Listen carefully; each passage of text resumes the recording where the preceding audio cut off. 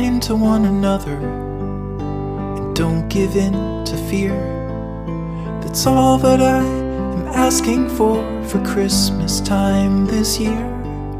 We've had enough of fighting and dying in the streets. For Christmas I just want a little peace.